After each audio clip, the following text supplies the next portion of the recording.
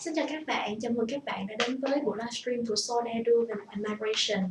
Thường lệ thì SOL Edu vẫn tổ chức các buổi hội thảo tại văn phòng để giúp các bạn cập nhật những thông tin mới cũng như tạo cơ hội để các bạn được tư vấn trực tiếp và gặp gỡ với đại diện di trú của SOL Edu. Tuy nhiên là vì tình hình Covid-19 hiện tại cho nên là các sự kiện không thể diễn ra tại văn phòng.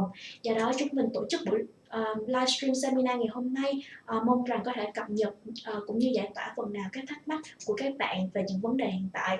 Và chủ đề của chúng ta hôm nay sẽ gồm có hai phần. Thứ nhất là ảnh hưởng của Covid-19 đến các loại visa, và thứ hai đó là visa 491. Đến với chương trình ngày hôm nay có sự tham dự của đại diện di trú Peter Yui, là một trong những đại diện di trú lâu năm và giàu kinh nghiệm của SOL Edu. Thank you so much for joining us for the event, and I believe the ones who are watching the YouTube livestream are really excited and to listen to your update and seek for your advice. Thank you. Thank you, it's my pleasure. And because Peter is here, if you have any questions, any concern, please do not hesitate to leave us a question in the comment section below, or I think it's over there if you're using the laptop. And để bật mí cho các bạn một trong những phần quà của SOL Edu đối với những các bạn đặt câu hỏi trên livestream ngày hôm nay, sẽ có hai phần quà vô cùng hấp dẫn. Phần quà đầu tiên đến từ đối tác của SOL Edu, đó là PT Magic, một trong những công ty PTE rất nổi tiếng hiện nay ở nước Úc. Và phần quà của PTE offer cho các bạn đặt câu hỏi của buổi livestream ngày hôm nay đó chính là một suất học PT online miễn phí 100%. Ngoài ra, phần quà thứ hai đến từ SOL Edu đó chính là gift card 50 đô. Hy vọng là có thể giúp đỡ các bạn trong mùa Covid-19 ngày hôm nay, hiện nay. Cho nó đừng ngần ngại đặt câu hỏi nha. So let's start with the first part. How does COVID-19 affect Australia and you?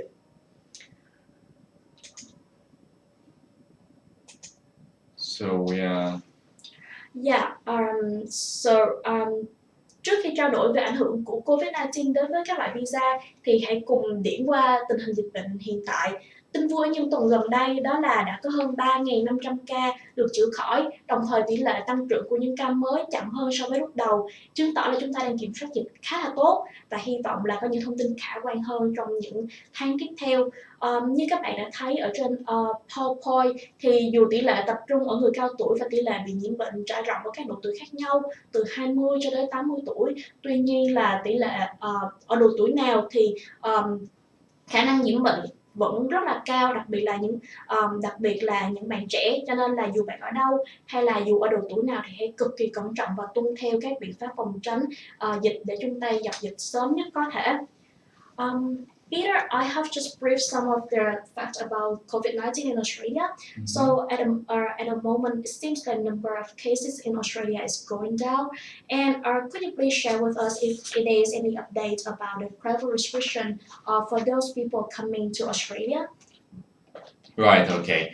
So as Queen said, so in Australia we have already flattened the curve. So at the moment, I think today we only have 23 cases in Australia.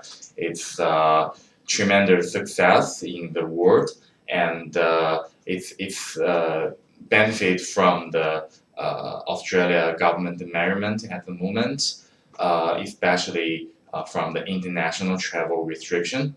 And at the moment, not everyone can come to Australia.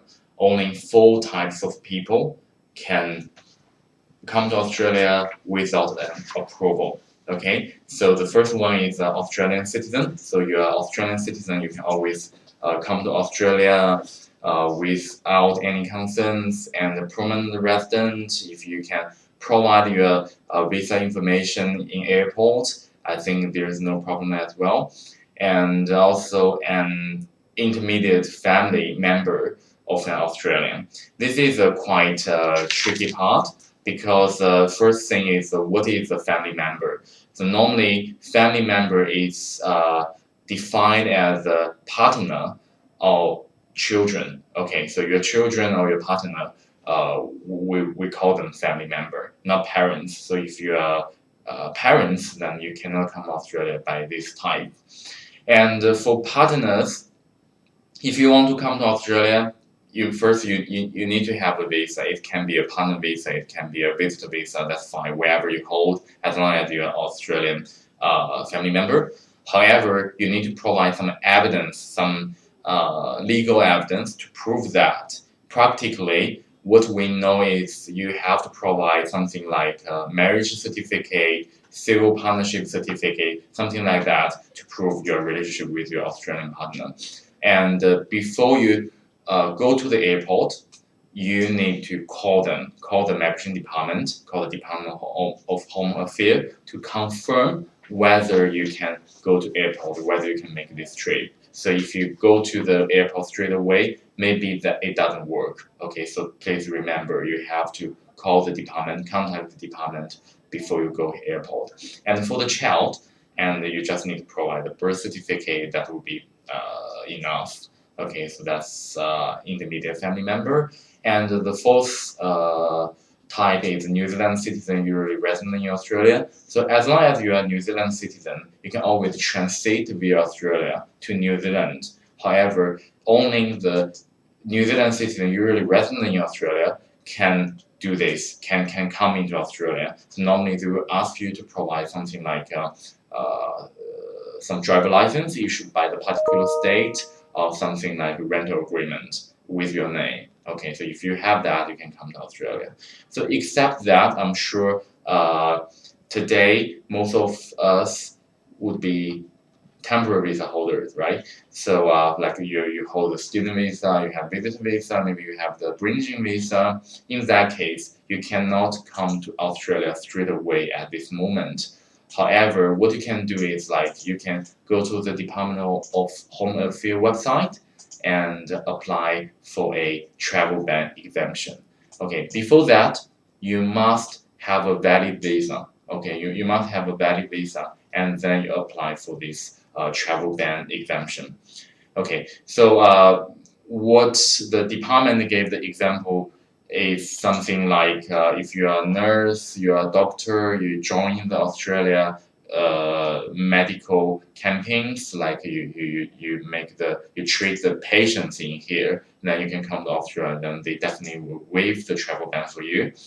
Otherwise, you are some family members, you are the parents, you are the kids, or you need to look after some Australian relatives, then they might exempt your travel ban. It's case by case things. Okay, so we last week we have a case, and the partner is holding they are applying patients in here visitor visa.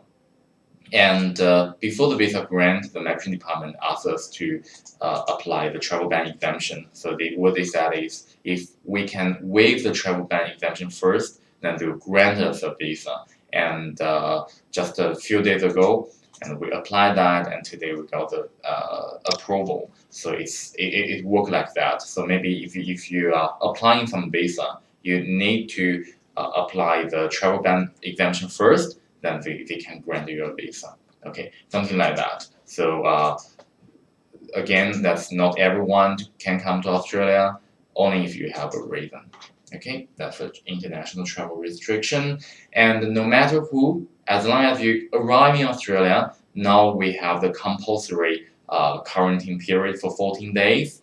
They will put you into the hotel normally, and then you need to spend 14 days in there. But actually, maybe it can be 28 days, because, for example, if your destination is not Sydney or Melbourne, and you just transit from there, then you need to be straight away quarantined in Sydney or Melbourne. And then once the quarantine period finish, and then you come to some other states like Queensland, like Tasmania, like West Australia, then you have to be quarantined, or which called self-isolated at home for another 14 days after you arrive at that state. Yeah, that's what currently happens. Yeah. So thank you so much for sharing us for the international travel. So could you please tell us more about the interstate travel? Is there any update about the interstate travel at this moment? Okay, so at the moment, the measurement the government done is called stage 3. Okay, so maybe we will move to the stage 4 very soon, but it's seems very unlikely because we have already control numbers. And what the government currently doing is stage 3 measurements, and the primary one is domestic travel restriction. A lot of domestic flights are redundant, and almost every state have the policy that if you enter the border and you need to be quarantined for 14 days. Okay, like in Queensland, the border all closed. You must have some reason to enter the Queensland border, and you can do the travel, but it's a very limited circumstance. And Tasmania same, South Australia same, West Australia same. Especially for West Australia, they are not only close their state border, they divide the whole state into the 9 districts. So you even cannot travel between each district. If you do, then you have to be self-isolated for another 14 days. And in our Queensland, you cannot go to something like Stroudsburg Island. You cannot go to Hamilton Island. If you do, you must have a reason, and you do the 14 days quarantine. And many people, they want to go to some regional area to avoid the COVID-19, and in that case, it's forbidden as well. That's a domestic travel restriction. And Yeah, I think lockdown and quarantine is the best practice to minimize the spread of the COVID-19. yes, And same with Vietnam. So everyone returned to Vietnam, they need to have self-isolate for 14 days. Actually, it's a good news for Vietnam at this moment because before that we don't have any flight to Vietnam. But I heard that in May and June there's some small flight go back to Vietnam from right. Sydney and Melbourne. So I Okay, heard that that's good. everyone can be flexible to make the flight go back to Vietnam, Yeah, but especially the visitor. yeah, it's just like take care because now taking a flight is very dangerous, huh? Yeah, yeah. So, so coming to one of the most exciting part, could you please share with us how much the COVID-19 are impact to international students or the student visa holder? That is me. All right, okay. So I'm not sure how many audience we have at the moment and how many you are in Vietnam. And if you are in overseas and you are student visa holders or you are student visa applicant, and here's something you need to know. The first one is that you can always take the online course. Okay, so almost every university has an online course now, except some particular majors, okay, like teaching, like nursing, maybe you cannot do that online, but most courses you can do that online. And if you do study in overseas, there is no COE required. Okay, so you don't have to apply a COE from your uni. However, I always encourage you to apply a COE because it's helpful for your future because you need to come back to Australia, right? In later, and also a lot of people saying if I take online course and it's quite inconvenient and I don't want to get to study the online course, but actually if you are applying a student visa or you intend to study you intend to apply a student visa, we always encourage you to study online course now because it's helpful for the GTE. The GTE is a quite important issue for the student visa. You need to prove to the Department of Home Affairs that you're a genuine temporary entrant and you're a genuine student, a real student. So if you can study online course now and later when you apply the student visa, you can prove them you're a genuine student because even you are in Vietnam, you're still studying. Okay, so that's quite important. And at the moment, what we understand is unless the travel ban is exempted or lifted later, then you cannot grant the visa. So they will still assess your student visa. However, they won't grant you a visa at the moment unless you apply the travel ban exemption.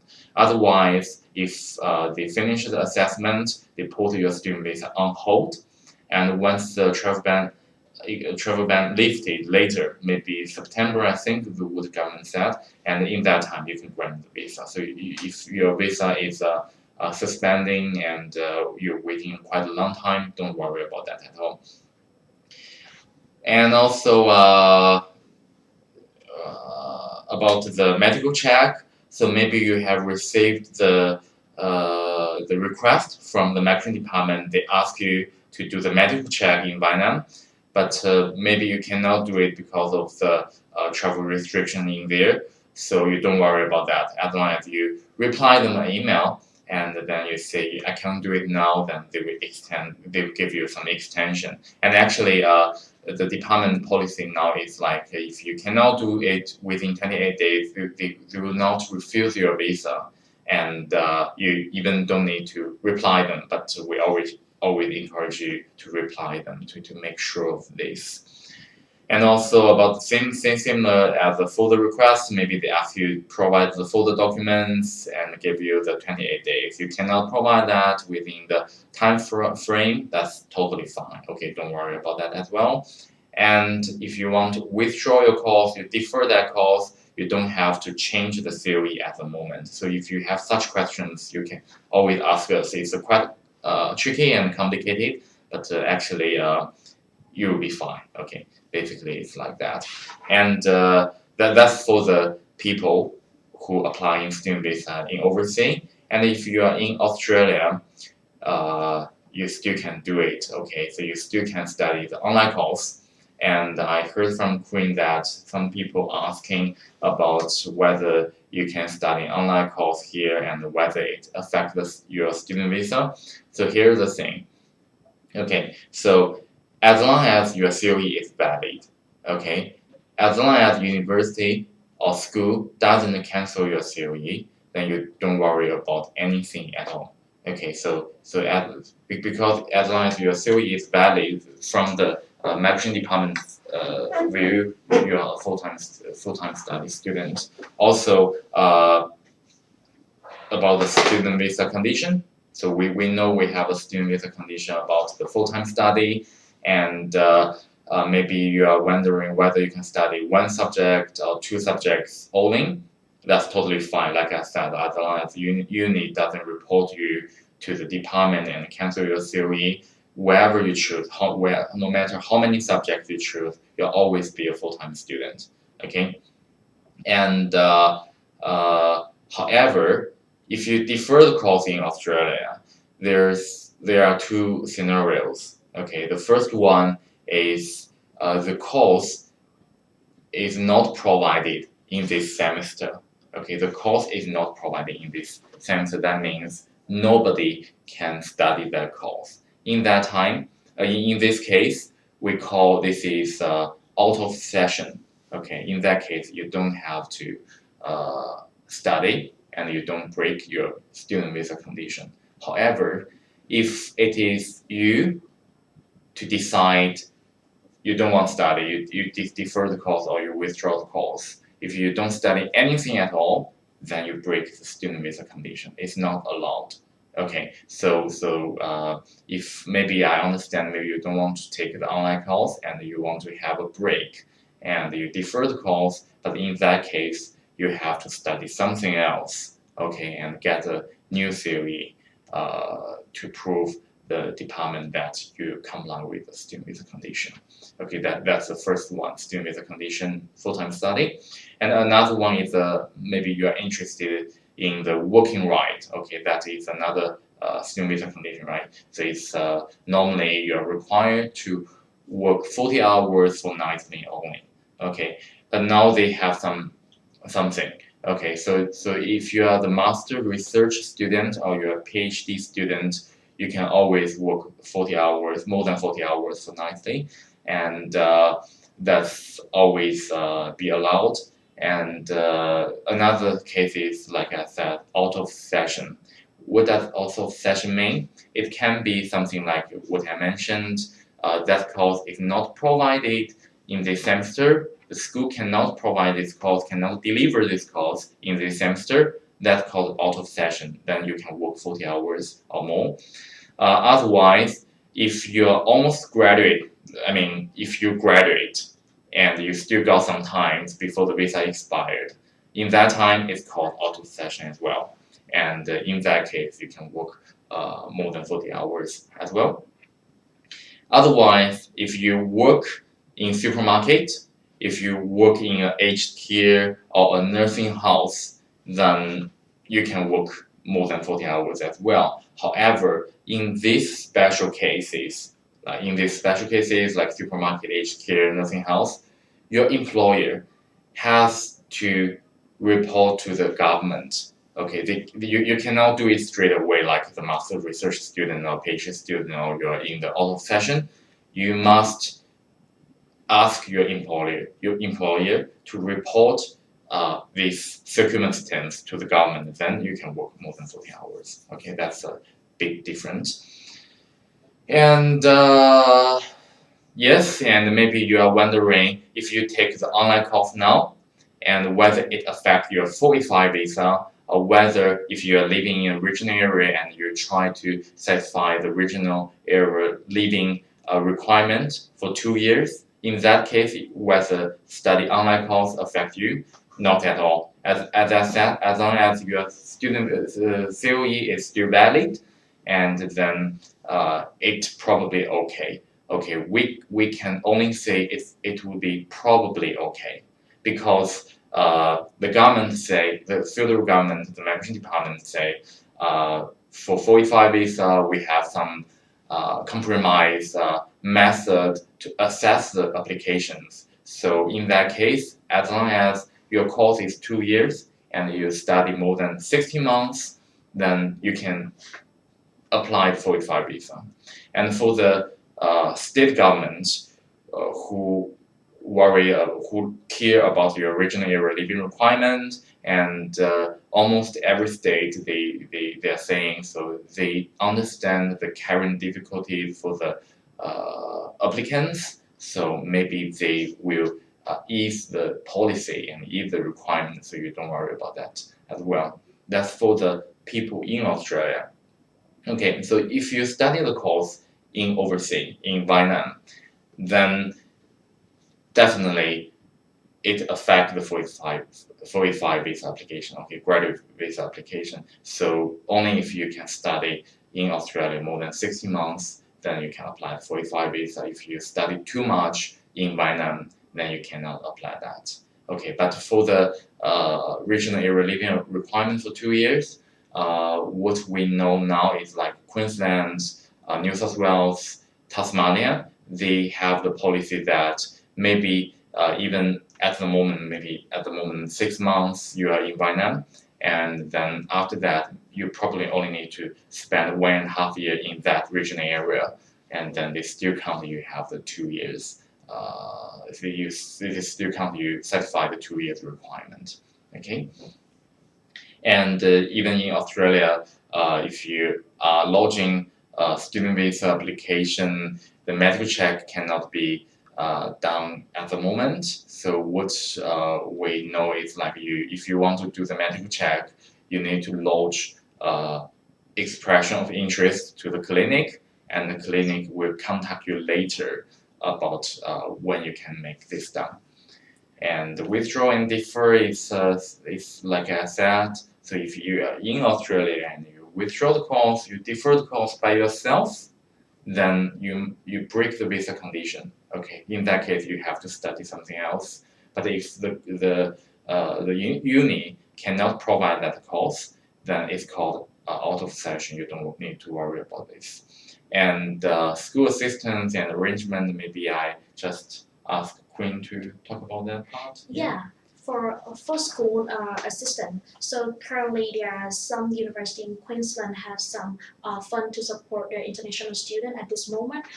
For example, UK or even TAF have also offer some food to support international students to cover the period of their COVID-19.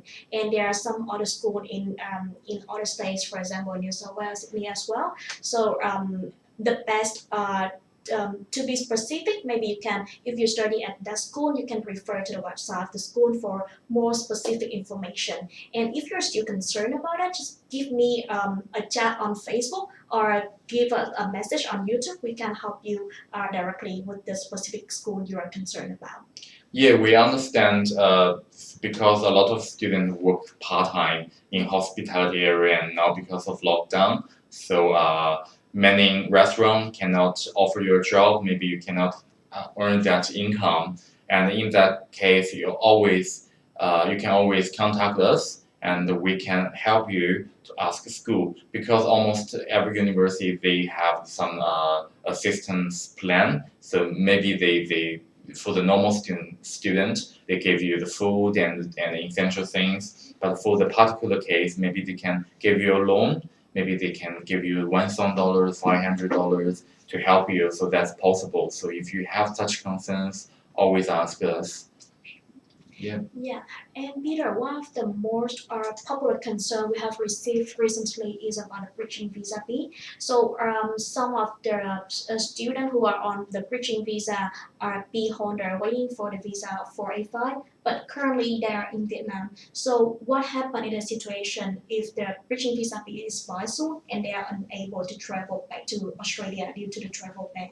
Would you recommend this situation? Right, okay. So here's the thing. So there are two types of policy the government issuing.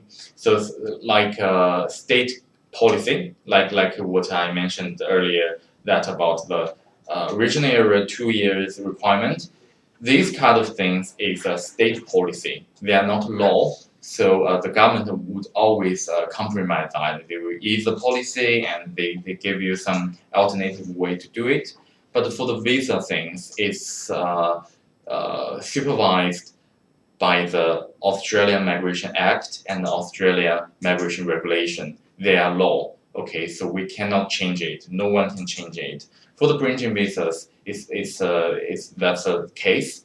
So because the law required, if you have the bridging visa B and you go outside and then within the time frame you can come back. However, if your bridging visa B get expired and you haven't been back, then your bridging visa B will get expired. That's the law. No one can give that extension. So maybe you are 45, you lodged your 45 visa or you lodged your student visa in Australia and you paid $165 to the department and they gave you the bridging visa. You went back to Vietnam for New Year and then now it's coming to expire. You cannot do anything about it. Okay, so if your bridging visa get expired, then you do not have any visa to travel to Australia. Okay, in that case, you have to apply something else, some other visas to come back. Most commonly, you can apply visa to come back. Okay, once the travel ban lifts. Okay, so in that time, maybe in September, if you do not have any visas, and then you have to apply a new visa and come back and continue your other applications. The thing is, when you apply the visitor visa in Vietnam, and I know sometimes it's quite difficult, but what you can do is like you mention the difficulty. You can mention that I should have come to Australia earlier because I have the bridging visa B. However, because of the travel ban, I cannot come back to Australia in that time. That's why I have to apply this visitor visa. It would be helpful for you to grant that visitor visa. That's for the most visas. However, there's some other things regarding the 45 visa. applicant. Okay, so if you have the bridging visa being now and you launch the 45 visa in Australia, and because 45 visa has to be granted in onshore in Australia, that means if you are in offshore, they cannot grant you a 45 visa. What you can do is like same. You have to apply the visa to come back after the everything finished. However, if you haven't applied for 45 visa and you are in Vietnam and it's past 6 months after you graduate, that means you would be not eligible to apply the 45 visa. That's something really concerned. And what we know is like I'm the migration agent, and we actually have an association called the Migration Institute of Association. So it's a migration agent association. And what they are doing now is like they launch a proposal to the migration department to let the government consider whether we can extend the 6 months to maybe 12 months or to 9 months to allow the people who are affected by the COVID-19 outbreak to apply the 45 visa later. So that we don't know the result yet. They haven't responded us yet, but we will see. So maybe there is something to help, but basically, if you cannot come back within 6 months after you graduate, maybe you cannot apply 45 visa anymore. That's the first. And if your previous visa get refused, maybe your full 5 visa, maybe your full employment visa, maybe your student visa gets refused, and you launch the AAT appeal, and then you apply the bridging visa to go back to Vietnam. And in that case, you cannot come back, and you almost cannot apply the visa as well. In that case, you can request the AAT to have the telephone interview. And if you win the case by the telephone interview, and the migration department will continue to assess your case. When the visa is granted, then you can come back to Australia by using that visa. So that's something about the AAT.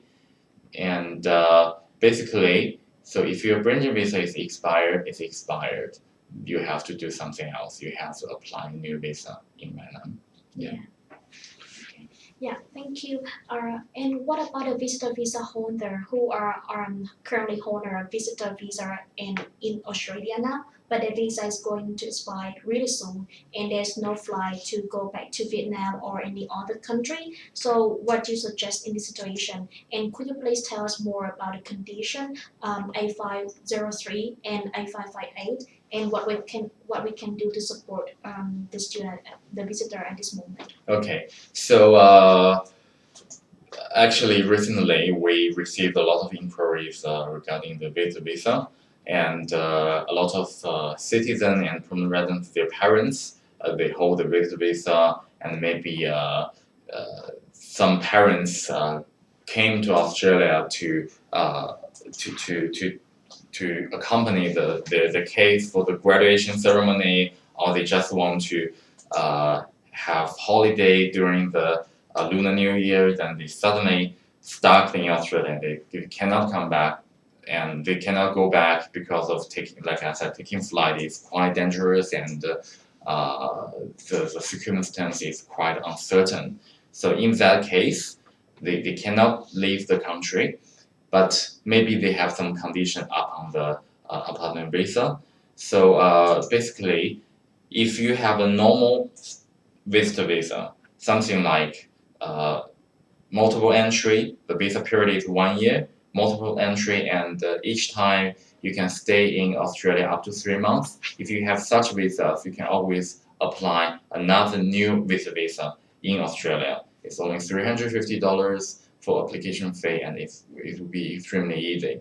However, for something else, for example, if you are sponsored by a family member in Australia, to get that visitor visa, which called family sponsored visitor visa, you will always have the condition 8503.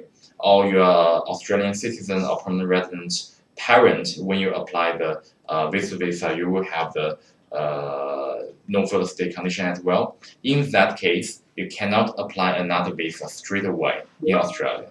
You have to do a waiver application, and it's better to apply that before 1 month or 2 months, because only if you get the waiver approved, then you can apply next visa.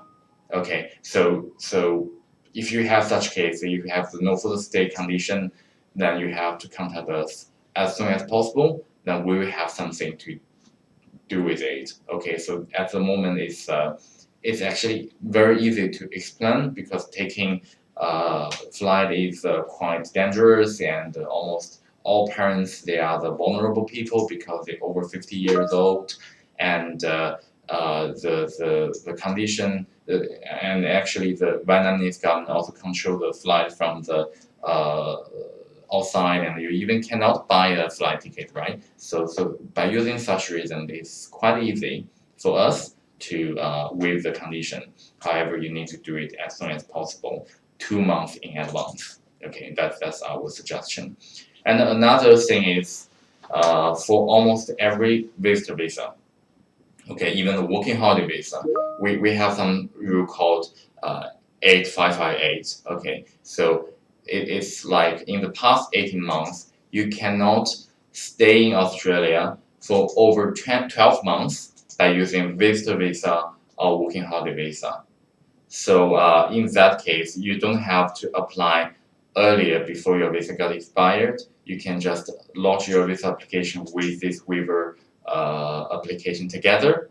However, you must have some compassionate reason and compelling reason to say you have to stay in Australia over 2 months, and this compassionate circumstance is out of your control. Okay, that is exactly what happened now, right? So it's like you cannot go overseas because of the outbreak, and now it's quite reasonable to waive that condition too. So if you have such question, you can always ask us as well. Yeah. And thank you. No But problem. recently, the Department of Home Affairs just released a new stream of visa for 408, Yeah. which is the stream, I think it's COVID-19. So there's still a lot of information about it, but could you please share so clearly and briefly information? Yeah, sure. So 408 visa is not a new visa. Okay, so it's always been there, and there are a lot of different streams. One stream called government event. Okay, so COVID-19 stream is not new visa as well. It's just like they put this under the government event stream. Okay, this visa can be up to 4 years, but I'm not sure whether they can grant you a 4 years visa, because the COVID-19 outbreak definitely cannot go over 4 years, right? And the good thing is the visa fee is free, and if your visa is coming to expire within 28 days, or if your current visa has been expired within 28 days, then you would be eligible for this visa application.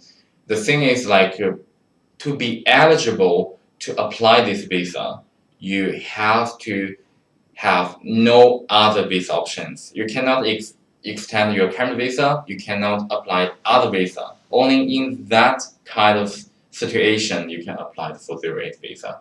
And you must have the health insurance, you must do the medical check, and you pass the character test. So character test means you do not have the criminal record and get in prison more than 12 months. That's a character test. So all such things satisfy, then you can apply this visa. But the thing is, what does it mean if you do not have no other visa options? Okay, so let's make some examples. The first one is the visitor visa. So if you can always apply the visitor visa at the moment, then I suppose you cannot apply 408 visa, because you can apply visitor visa. However, what about the student visa? If you can apply student visa, does it mean you have some option to apply other visas? we're not sure at the moment because it's quite new. We haven't launched a 408 visa yet, but I suppose we will launch several very soon.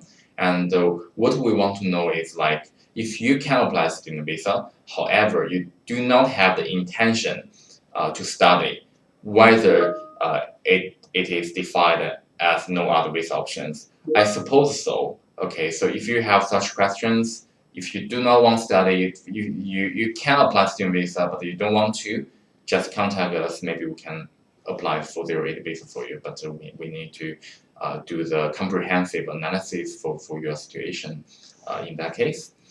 And that's the second situation. The third situation is if your visa got refused and you have the AT appeal and your appeal is failed. Okay, so you're supposed to leave the country within 35 days, and in that case, can you apply the 408 visa? No. Okay, actually, you cannot apply any visa except the partner visa or some protection visas, because we have a section in the Migration Act which called 48 section 48 bar. It's more like if you get visa refused in Australia, then you cannot apply any other visa except the limited visa types in Australia. Okay, you cannot apply any other visa in Australia. In that case, definitely you cannot apply 408 visa as well. So in that case, I suppose you have to lodge a Federal Circuit Court appeal to extend your stay. That's the only way. Or you apply a protection visa, or you apply the partner visa, provided if you have some grounds to do so. Yeah, so not everyone can apply for 408 visa. It's quite complicated and it's quite case by case. So let us know if you have such questions. Yeah. Okay. This is the end of the first part about COVID-19. But before moving to the second part, maybe we just received some of the questions from the registration form. So maybe we'll just go for a couple of questions and to discuss about that, and then we move to the second part. Yeah, sure. Yeah. So one of the questions we received on the registration form is like, here's the question. So I completed the bachelor in March 2020 and currently on the visitor visa until the July 2020. So due to the financial issue, I cannot enroll in a master course in July 2020 and want to defer the course until November 2020. So when the visitor visa expires, can I apply for the visa for 401 or 408 to stay in Australia. Then apply to the student visa in November 2020 to start my master degree. So okay. So it's quite limited information because I don't know. I'm not sure how you get that visitor visa. You get visitor visa in Australia or you get this visitor visa in overseas because they are different. But I suppose you apply this visitor visa in Australia. Okay. So the first thing is there is no 401 visa anymore. Okay. All the 401 visa is go to the 408 visa, but it's a different stream, so you cannot apply the 401 visa. And like I said, you cannot apply the 408 visa because you can extend your visitor visa. Okay, you can apply another visitor visa in Australia, so there's no issue at all. And another thing is like accept that option to apply a new visitor visa. Another thing is you can apply the 500 visa, the student visa, for your November study in advance. Okay, something like as long as you got COE, maybe even for now you can launch that 500 student visa at the moment, and then you can start your course in November. That's totally okay. Okay, but there's a bit more risk than the visitor visa option because after you launch your student visa, actually you haven't started your course yet. So maybe you have some chances to get visa refused only if you can explain this well. Okay, so that's the thing. So that's okay, not enroll in master course because you are holding the visa.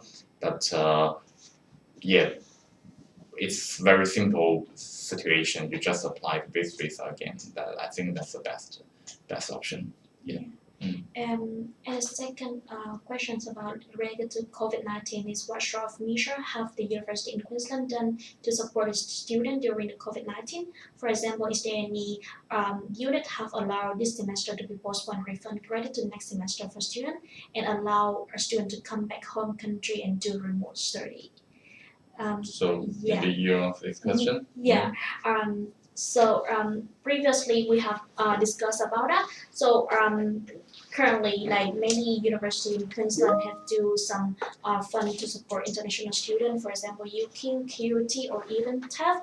And one of the latest information is some of the university has postponed their census day into May, so that if students want to defer the course or withdraw the course from this semester, they can do that before the census day. So the amount of money they pay in this semester, they couldn't be refunded, but they would be postponed. They will hold the credit to next semester. So your money is still there, but set for next semester.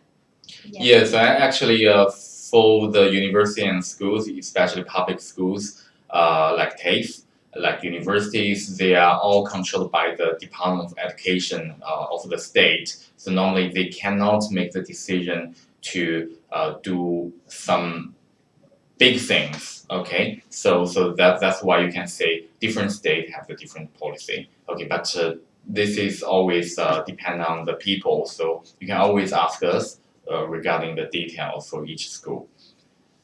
Yeah. Shall we move to the next part of the state sponsorship visa 190? Before we move to this part, so while Peter is sharing the new information about this topic, please feel free to leave us any questions at the comment below, and then we have some small gift for you guys. Okay, Peter, mindful of time, so could you please share with us a brief introduction again about visa 190 and 491, as well as is there any update about those two visas? Yeah, sure. So I'm sure a lot of people they are interested in the state sponsorship visas now because 189 visa is quite tough at the moment. And for the state sponsorship, actually, we always need to explain two types of visas. One is 190, another one is 491. Okay, maybe you are thinking the 190 is closed in most states. Why we need to know the 190? The first thing is so every state for 190 visa is just a temporary close. It's quite normal. Okay, every year is like this. So in this July, they will reopen and you will be eligible to apply the 190 again. Okay, so that's actually you always have that option. That it doesn't mean you cannot apply 190. Okay, the phone 190 is a permanent resident. Okay, so if you apply that, you can apply that. You always apply that. And 491 visa is which called it regional state sponsorship visas. Okay, so it's a temporary visa, and you have to wait for a while, and then you can apply PR. Okay, so the first thing is 190. Okay, so there will be always two types of requirements you need to satisfy. The first one is the migration department requirement, the visa requirement. Another one is a state requirement. Okay, so for the 190 visa requirement is you must have your occupation on the list. Okay, so some states they are using their own list, and some states they are using the visa list. But anyway, you need to check whether this state support your occupation on some list. That's the first thing.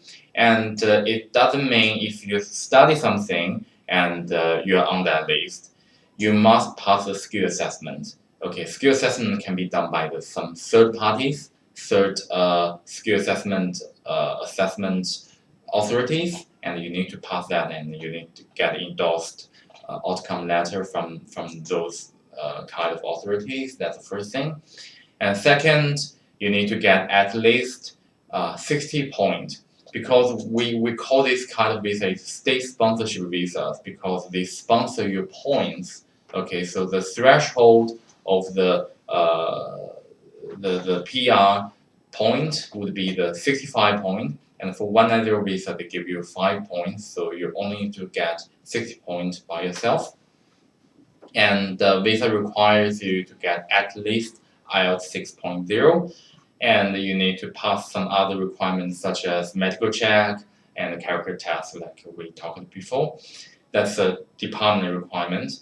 And also you need to satisfy the state requirement. Okay, different states have different requirements, and the different states have some extra requirements for some particular occupations. Okay, so that's what we need to be very careful. For example, in Queensland, maybe you say, if I have a job offer, I can apply the state's 190 visa for the accountant. However, actually, accountant as a position, they have the actual requirement like 3 years work experience, something like that. Okay, so we need to check the state basic requirement as well as the actual requirement for that occupation. Okay, that's the state requirement. So as long as basically if you satisfy the federal government requirements, the migration department requirement, and the state requirement, then you can lodge the EOI, and then the state government will invite you to lodge the state application. And once you lodge the state application, they assess, then they give you an invitation letter, and by using the invitation letter, you can apply the 190 visa. And once you get the visa, you get a PR, but you need to promise you need to stay in that state which sponsors you for 2 years after the visa grant. That's a 190. And 491, okay. 491 visa, like I said, it's a temporary visa, and again, you need to satisfy the 2 requirements, federal government requirement and the state requirement. Basically, for the 491 visa, the only difference of the department requirement is like you only need to get 50 points, okay, other than 60 points, because for the 491 visa, they give you the state government will sponsor you 15 points. Okay, so you only need to get 50 points, and other requirements are quite same. Yeah, and state requirement, so because this is not PR, so the 491 state requirement is always lower than the 190 requirement. And once you get approval, you grant that 491 visa, it is a 5 years visa. Okay, so you get 5 years temporary visa, and during that time, during that 5 years, you can access the Medicare, you can access a lot of benefits like permanent resident. However, it's just a temporary visa. And after that, within the 5 years, as long as you spend time living in that state, regional area for 3 years and satisfy the work requirement, then you can apply the 191 visa, which is PR, after 3 years. Okay, so give you 5 years visa, but 3 years later you can get a PR. However, we have to make the work requirement is unclear, because until now the department hasn't provided the very clear requirement or the legal requirement about what is the work requirement. Okay, so maybe you heard about some salary, you have to get a job and the salary over 53,000, something like that. We cannot confirm that. We don't know at all, because there is no information, no such information at the moment. But we will update you once we got that. And yeah, so but the problem is, if for the 190 visa, if you get PR, you promise to stay that state for 2 years, then you don't have to do nothing. But for the 491 visa, you must provide the living evidence and work evidence to the department, and after that you can apply the PR. Otherwise, you cannot apply PR. So that's basically the difference between the 491 and the 180. And there is another list I provided here. Could you please move to the next list? So I actually outlined all the states here. As you can see, every state I put the 180, 491. So at the moment, every state can apply the 180 and 491 visa, even for the Canberra, and they just opened from the last month. And if you say CTH, that means that state is using the federal government Commonwealth list. That means they use a visa list. Okay, at the moment, 180 visa is eligible for 427 occupations, and the 491 visa is eligible for 504 occupations. Almost every occupations in your understanding. Okay, so it's like almost every occupation we can have in the daily life on those lists. However, for some states like Queensland, we have our own list. So if you study PhD, maybe you can access to the Commonwealth list, but for most likely for the most applicants, we have to use the Queensland list. Okay, it's much narrow list than the Commonwealth list. And for Victoria, same. Victoria has their own list, and the New South Wales, West Australia, they have their own list. Okay, and different states, they have the different assessment criteria. So for the most states, they are using the criteria which called as long as met. That means for 180 visa, you only need to get 60 points, and for the 491 visa, you only need to get 180 the 60 points, and the 491 50 points, and you satisfy the requirement outlined from the state government website. As long as you satisfy those, then you can get invitation. However, for the New South Wales, for the Victoria, they are using the criteria called best candidate. So that means you have to try your best to get points as high as you can. So at the moment, New South Wales maybe for 190, the point can be 80 points or 85 points, and Victoria can be 75 to 80 points if you want to get an invitation from those states. And also the Canberra, they are using the auto point test, so they have another point system which is called Canberra Metrics, and you have to satisfy those requirements and to get invitation. Okay, so but no matter which state you considered or you look at it, you need to think about, you need to pass the skill assessment, you need to satisfy the migration department requirement as well. Okay, that's basically I want to talk about the 491 visa and the 190. Yeah. Thank you so much, No Peter. problem. So now let's go through some of the questions. I think one of the one watching YouTube asked the question. May I read in Vietnamese first? Yeah, sure. So câu hỏi của bạn ở trên đặt câu hỏi trên YouTube là mình có thể xin thêm thời gian để thi VTE cho việc nộp visa 480 không? Vì từ khi mình tốt nghiệp đến 15 tháng 5 là vừa đủ 6 tháng, nhưng lịch VTE bị cancel do tất cả các Vision Testing Center đóng cửa. Her question is like,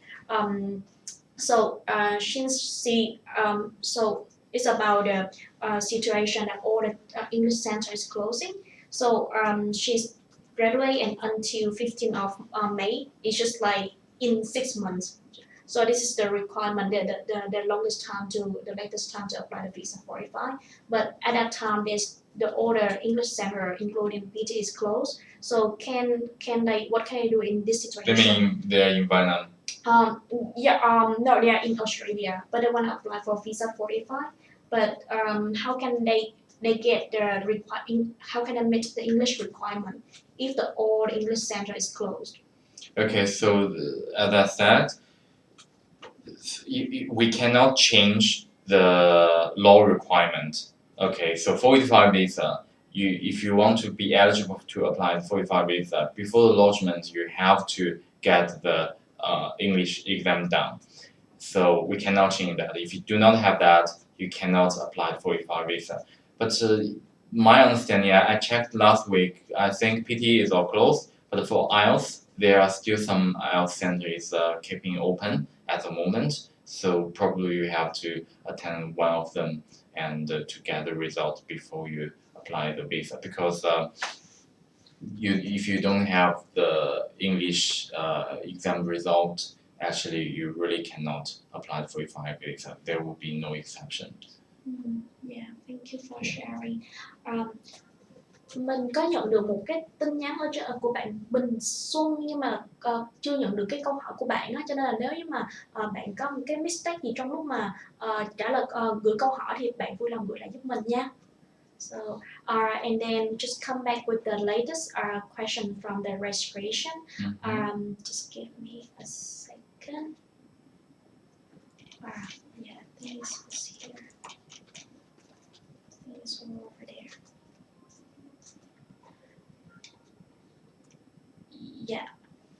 So the one related to the PR pathway. So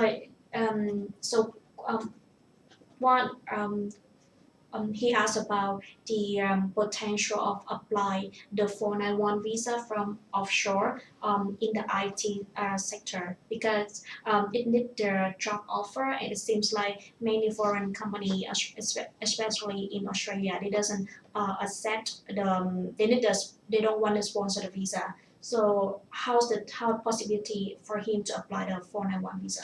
Okay, so the first thing is that I want to clarify with you about the onshore and offshore.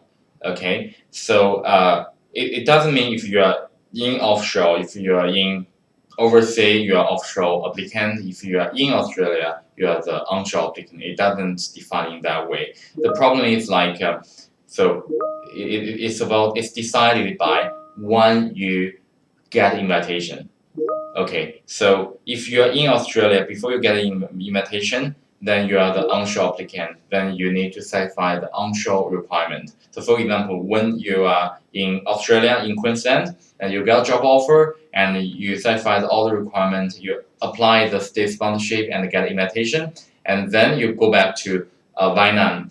That means you are still an onshore applicant. You can still apply the 491 or 190 visa. However, before you get the invitation, you've never been in Australia, or you haven't satisfied the requirement of the 491 visa or 190 visa, and you go back to Vietnam. In that case, you are offshore applicant. Okay, so Queensland doesn't officially close the offshore stream. However, they don't invite the IT people.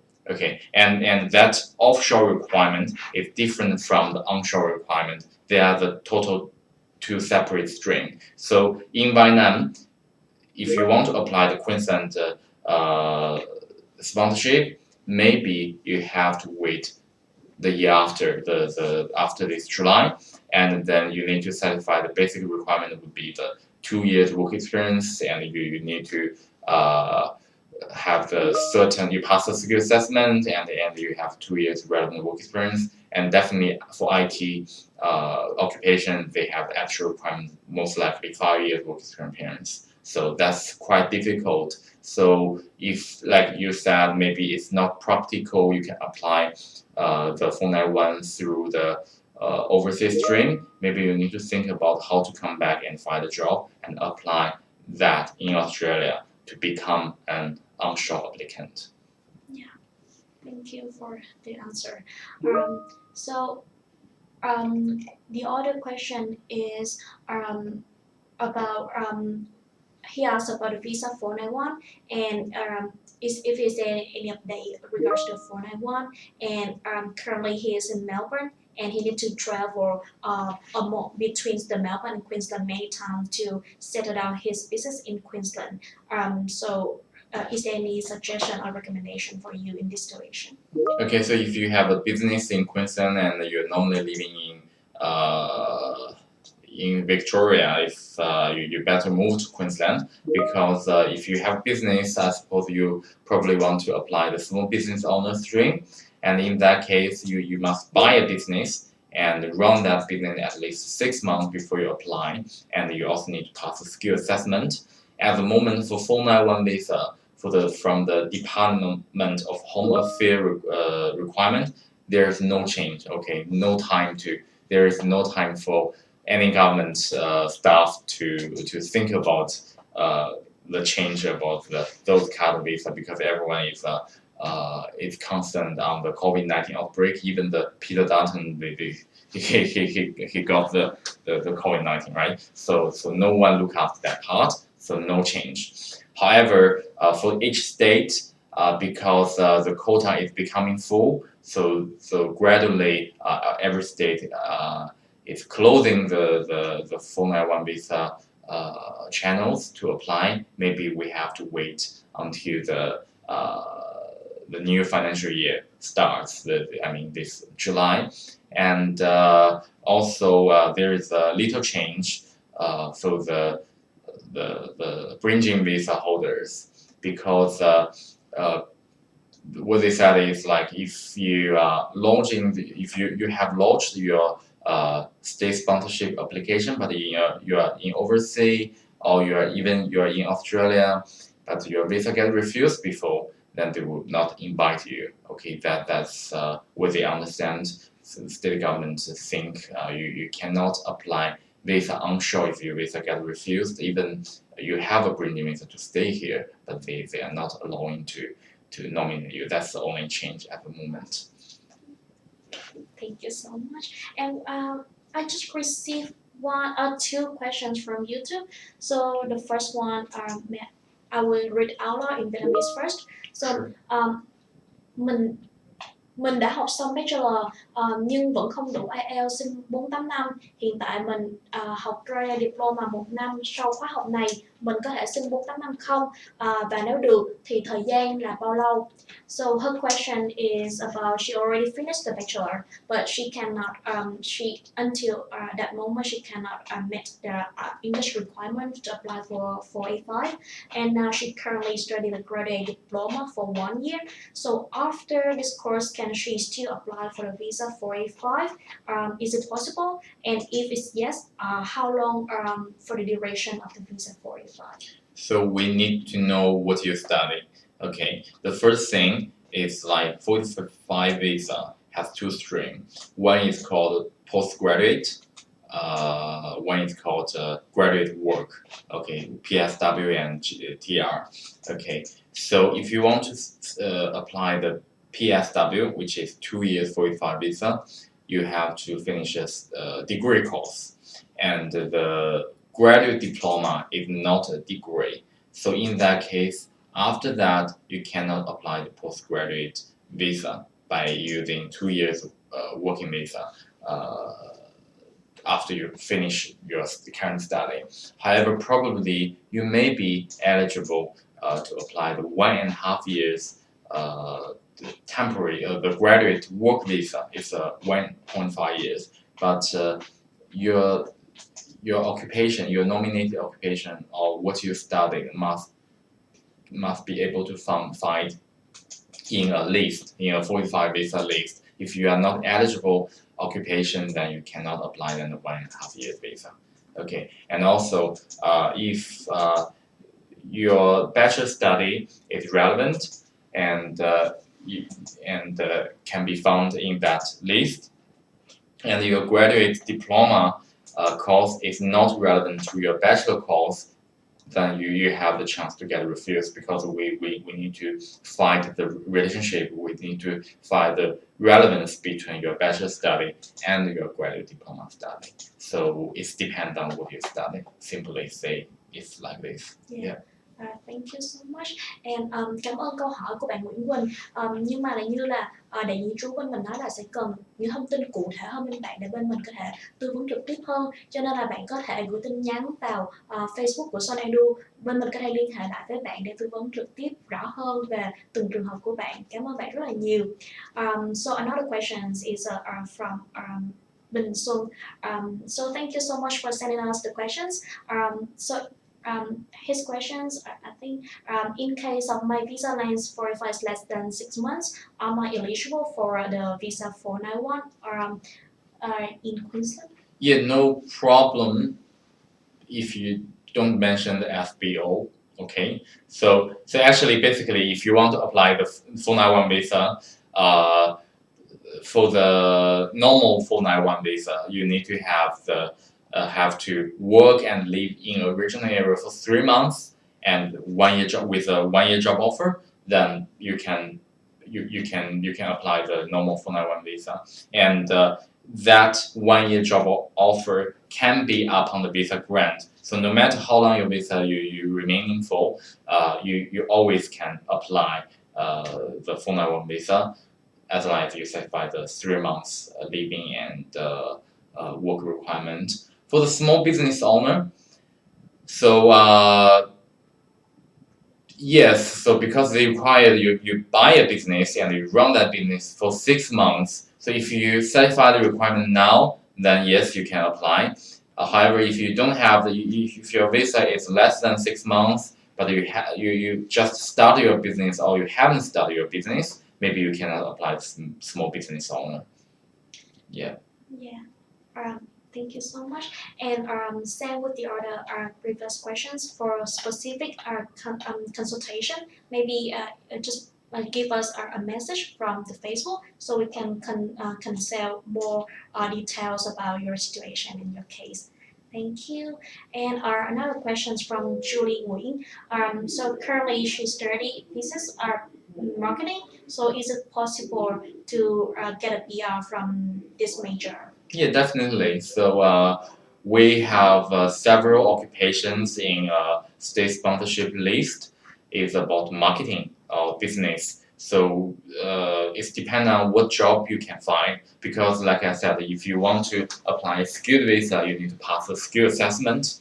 Okay, so what you study is called general occupation. So you need to have 1 year work experience to pass the skill assessment. If you find some business management job, maybe you can nominate as a management consultant occupation, or if you find a marketing job, then you can nominate as a marketing specialist, advertisement specialist, or marketing and sales manager. It really depends on what kind of job you can find.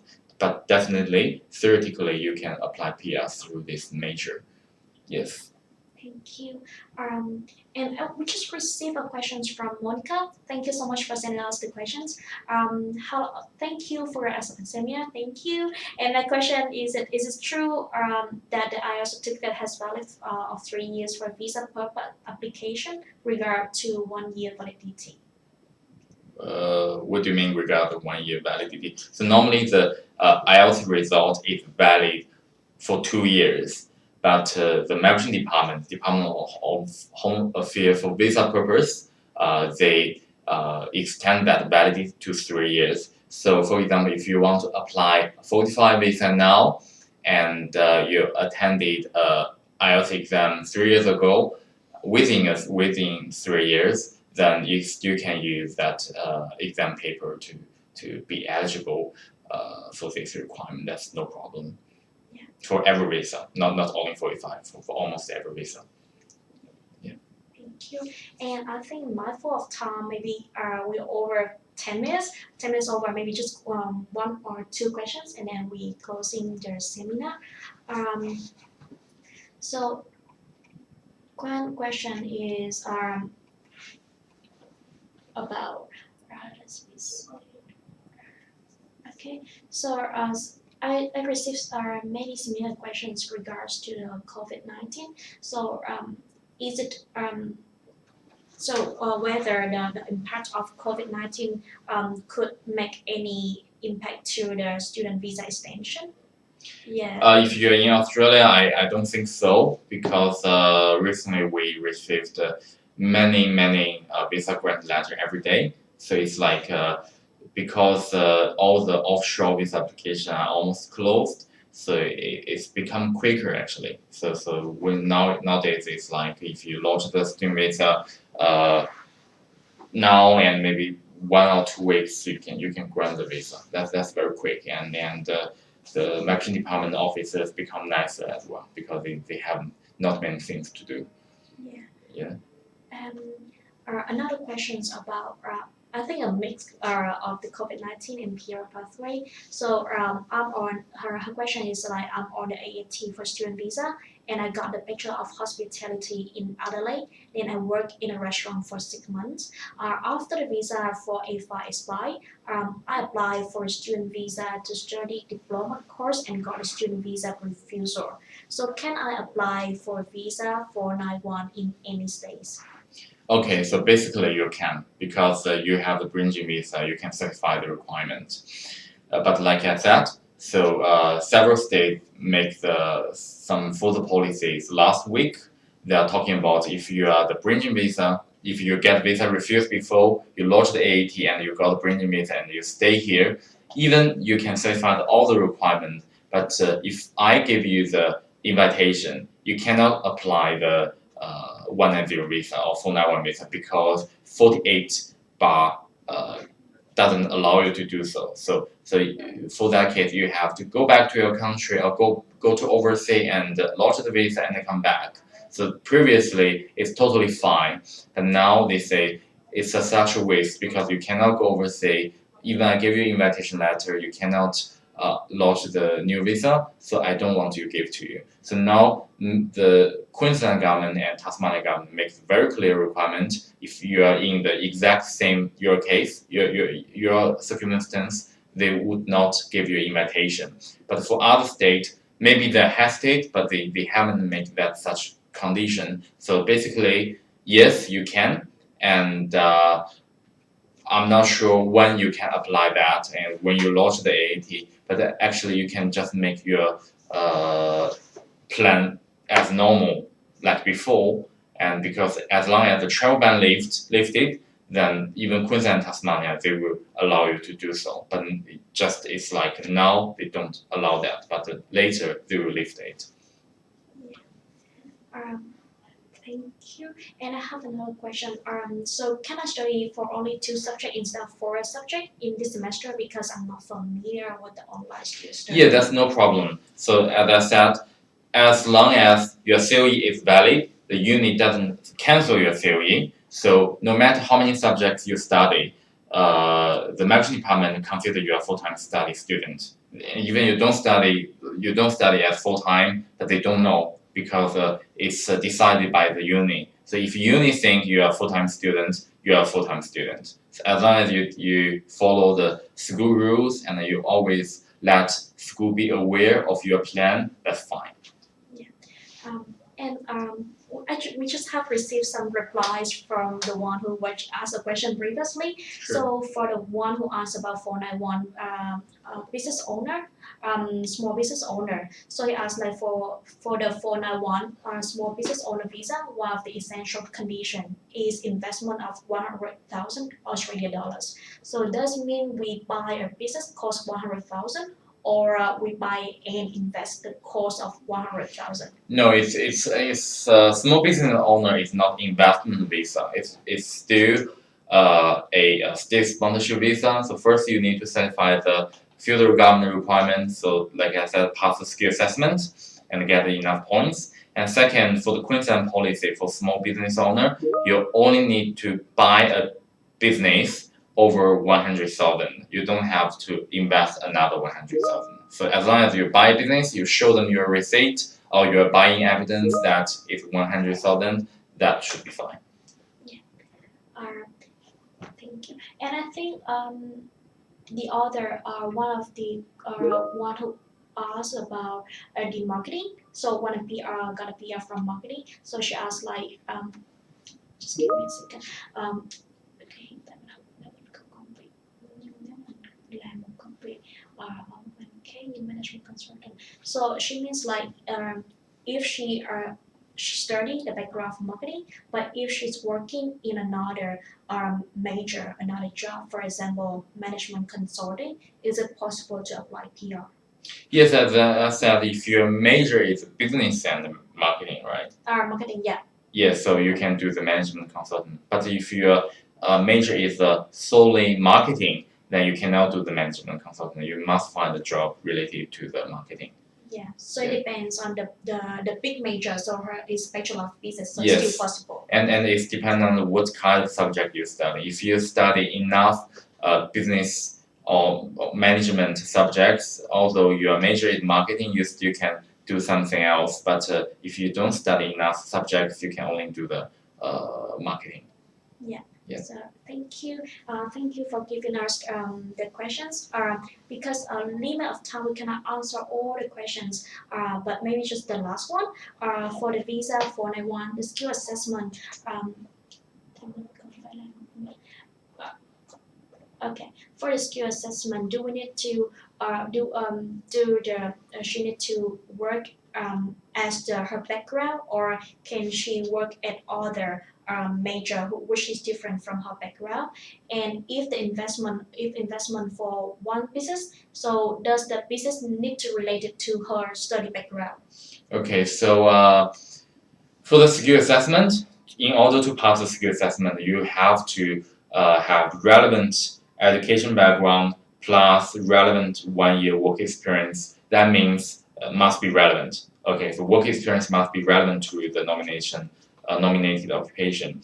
But for the small business owner, the Queensland requirement is as long as you pass the skill assessment and you buy a business over 100,000, that's fine. That means if you do the small business owner, you do the 100,000 investment or the buy that business, then you can do something irrelevant. Okay, so for example, if you pass the skill assessment based on the accounting, but you buy a restaurant, is that okay? Yes, it is. Yeah. Yeah. Okay. Yeah.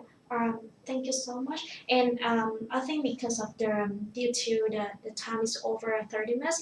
If you have any concern or question, feel free to leave us a text message or from our Facebook, which is SOL Edu Việt Nam. Và các bạn cũng có thể xem lại YouTube một lần nữa, hoặc là đến với lại fanpage của SOL Edu và gọi điện thoại trực tiếp về tổng đài tư vấn bên mình, thì bên mình sẽ hỗ trợ và giải đáp thắc mắc của các bạn chi tiết hơn về từng trường hợp. I think it's the end of the seminar. Thank you so much for joining us for the event. And for the lucky draw, as we promised, we have a lucky draw. So after this event, tomorrow we will send out the result for the lucky draw. For the 2 luckiest person, will receive one voucher from the BT Magic, and the other will receive the $50 gift card. So thank you so much for joining us. See you and take care. Thank you for watching. Take care.